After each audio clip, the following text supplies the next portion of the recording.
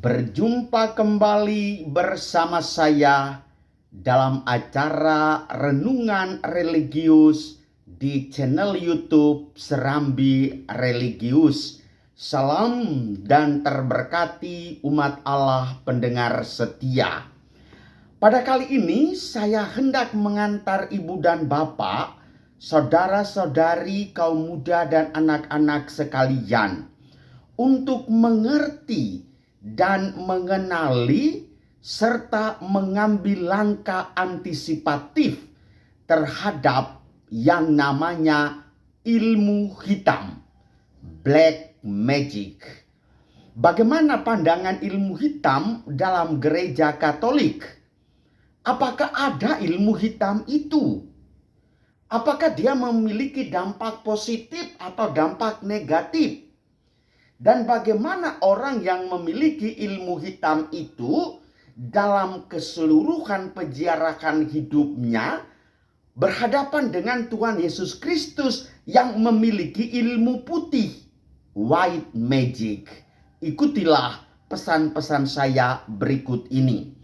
Saudara-saudari umat Allah yang terkasih, sebagai orang Katolik, kita harus ingat bahwa perintah Allah yang pertama mengatakan, "Akulah Tuhan Allahmu, jangan ada padamu Allah lain di hadapanku."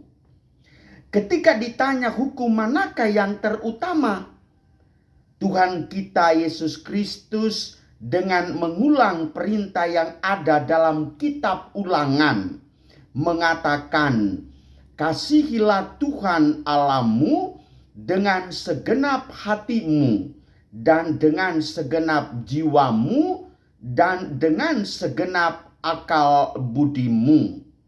Injil Matius bab 22 ayat 37. Sementara Tuhan menurut kehendaknya dapat mewahyukan masa depan kepada para nabi atau para kudus. Kita sebagai pribadi wajib senantiasa percaya, menaruh kepercayaan penuh kepada kehendak Tuhan bahwa penyelenggaraan ilahinya membawa kita kepada keselamatan. Nah, Santo Paulus mengingatkan kita bahwa kita tahu sekarang Allah turut bekerja dalam segala sesuatu untuk mendatangkan kebaikan bagi mereka yang mengasihi Dia, yaitu bagi mereka yang terpanggil sesuai dengan rencana Allah. Surat Paulus kepada jemaat di Roma bab 8 ayat 28.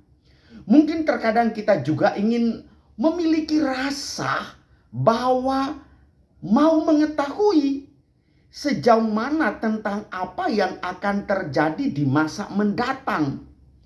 Kerinduan untuk mencari dan menemukan ramalan akan masa yang akan datang terus mengiang-ngiang di dalam diri kita. Namun demikian, saudara-saudariku, sebagai umat yang beriman, kita perlu mengandalkan Tuhan, percaya penuh akan kasih sayang dan pemeliharaannya. Belakangan ini dan juga dari dulu sampai sekarang dan ke depan juga, Anda akan berhadapan dengan orang-orang yang konon memiliki ilmu hitam atau black magic, dan dia memiliki kuasa untuk meramal akan masa depan Anda. Mereka memanggil Anda, membaca tangan Anda, kartu ramal, atau bentuk-bentuk ramalan lainnya, atau berusaha mengandalkan masa depan melalui black magic, ilmu gaib, atau sihir. Ini merupakan pelanggaran. Sekali lagi saudara-saudariku yang terkasih, ini merupakan pelanggaran terhadap perintah Allah yang pertama. Kitab suci banyak mengutuk praktek-praktek seperti ini.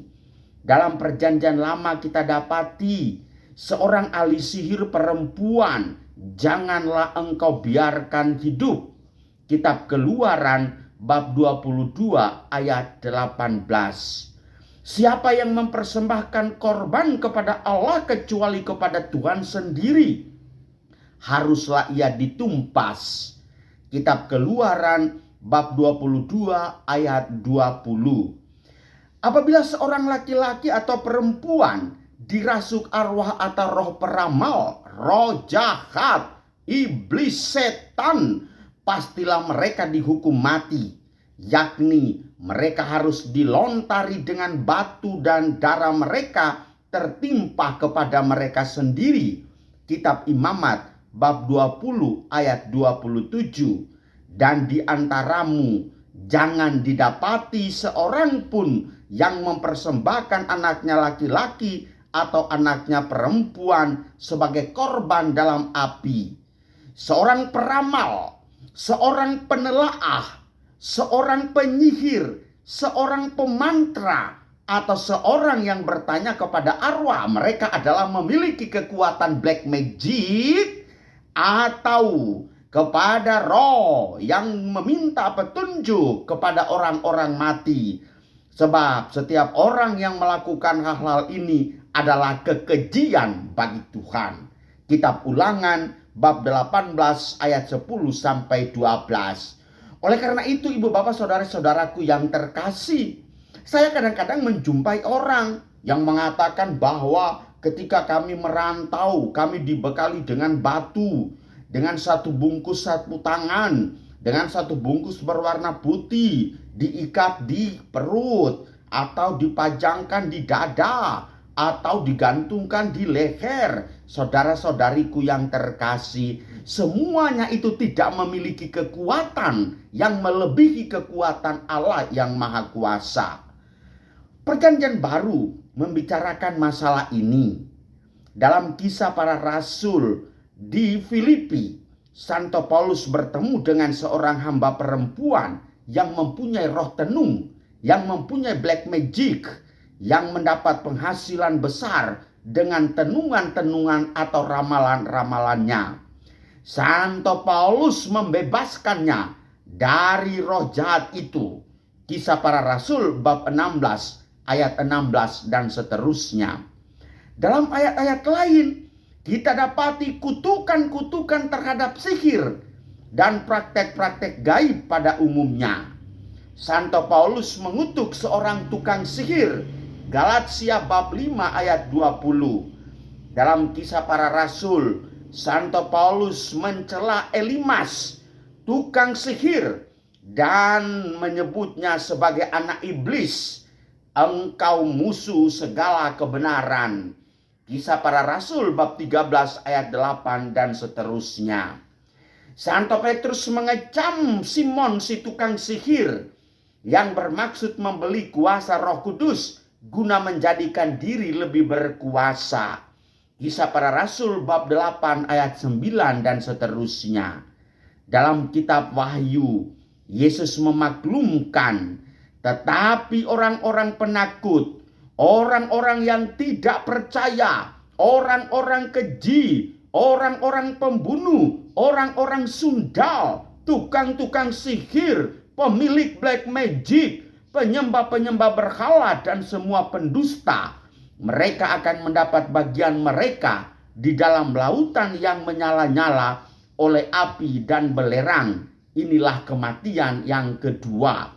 Kitab Wahyu bab 21 ayat 8. Saudara-saudariku yang terkasih, kenalilah sesamamu secara benar, dan Anda mengenali diri sendiri.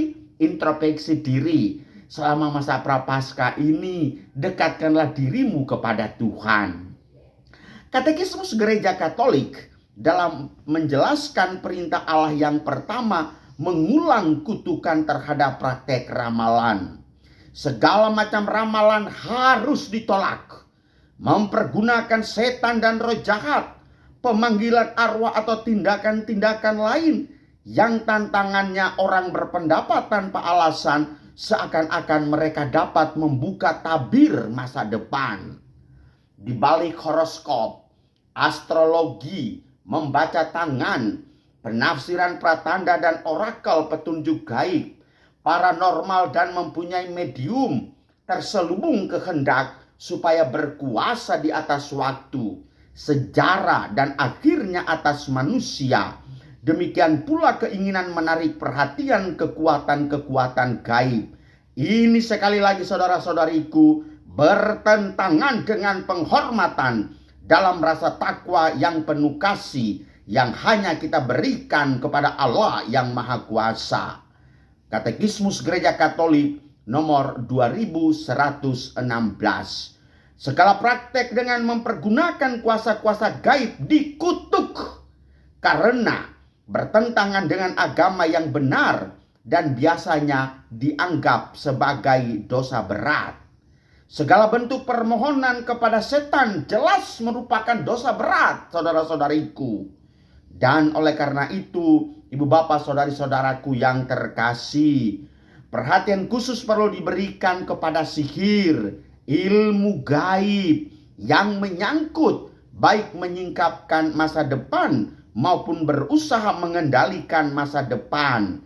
Oleh karena itu, saudara-saudariku yang terkasih, setanisme secara istimewa mengaturkan pemujaan kepada penguasa kegelapan dan bahkan merayakan misa hitam dalam tanda petik yang meniru-niru misa kita, tetapi penuh dengan tindakan sakrilegi dan hujat. Bahkan jika orang berbicara mengenai white magic atau sihir baik, pelakunya juga memohon kepada kekuatan-kekuatan yang bukan berasal dari Tuhan. Percayalah kepada Tuhan yang hanya memiliki ilmu kekuatan terang. Dia adalah sang pemilik ilmu keputihannya itu. Saudara-saudariku yang terkasih, kita percaya seperti yang ditulis Santo Yohanes bahwa Allah adalah kasih. 1 Yohanes bab 4 ayat 16. Karena begitu besar kasih Allah akan dunia ini, sehingga ia telah mengaruniakan anaknya yang tunggal, supaya setiap orang yang percaya kepadanya tidak binasa, melainkan beroleh hidup yang kekal. Yesus adalah terang dunia. Terang itu bercahaya di dalam kegelapan, dan kegelapan itu tidak menguasainya. Ketika iblis mengantar Yesus memasuki padang gurun untuk mencobai, dia menang. Dan Yesus memukul telak, menang 3-0. Kepada sang iblis mundur dan mengeluh sedada. Mereka mengatakan, ternyata kita ini lemah. Memohon bantuan setan dan kuasa-kuasa lain masuk dalam dunia gelap atau gaib guna mendapatkan pertolongan atau berusaha merampas kuasa yang hanya dimiliki Allah sendiri adalah menantang kuasa Allah yang Maha Kuasa. Bertindak demikian adalah berpaling dari Allah dan menempatkan jiwa kita sendiri dalam bahaya. Oleh karena itu, bertobatlah dan percayalah kepada Injil. Tuhan memberkati, dan dalam nama Yesus dari Nazaret tersingkaplah segala kuasa kegelapan, ilmu hitam, dan berkuasalah Yesus Kristus. Amin.